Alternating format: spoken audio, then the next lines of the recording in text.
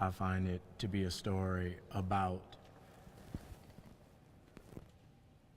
love and caring, and which do you put before the other. I feel like if you look at Kevin's character, if you look at Octavia's character, they both have a very difficult obstacle to overcome with what went on with his daughter and her son. And looking past that to see that she's still able to care for the child and he's still able to love the child. When I first met with Mike, he really gave me some insight to who this character was and what he wanted this story to be and the beautiful nature of what he wanted to portray in the life of the family that was trying to, gain custody of this girl. It's not so much custody that they're fighting for, but it's their right of being a part of her history. And that's something when he said that rung very true with me. The great thing about this movie and how I feel it complements the audience movie-going vernacular so well is the idea of story. I feel like there aren't too many movies out there that actually gives you a compelling story and forces you to think. I feel like there's so many spoon-fed stories and so many stories that don't really hold up at the end. But I feel like with this, what Mike has given us is a three-dimensional story with three-dimensional characters and giving us as actors the ability to put it on the table and present it to you. So it's really a full movie-going experience, and we don't really get those too much anymore. Well, I play Octavia's brother, Jeremiah, and I'm a lawyer. It's my first time playing a lawyer. It's my first time having to be in a courtroom and be the one not on trial, but the one presenting for the person on trial.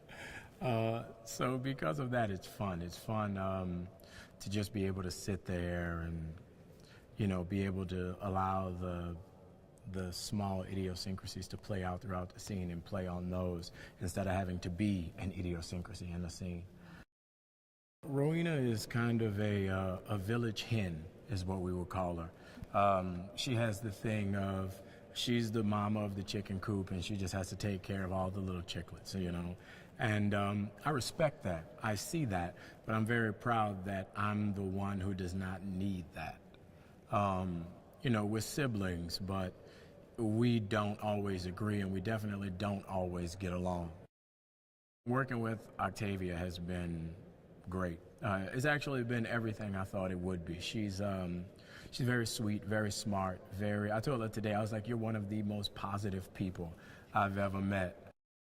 Andre Holland, who plays Reggie, who I've known for some time now because he was at NYU when I was at Juilliard, and I've always been an admirer of his work, brings a real tenacity and aspect of loss to the character that I think is very important. And I think a lot of people lose when they play someone who's struggling with addiction. At no point in time does Kevin come to set and demand people pay attention to who he is or his resume or what he's done. He's just really focused on being one of the guys, one of the actors. And he's very focused on allowing you to do your work and supporting you. He's willing to do off camera. He gives of you what he gives to you what he expects of you. And I feel like you can't say that about a lot of young actors with no resume as opposed to an actor with the resume of Kevin Costner. So it says a lot about him. Mike is definitely a director who does not like to get in your way.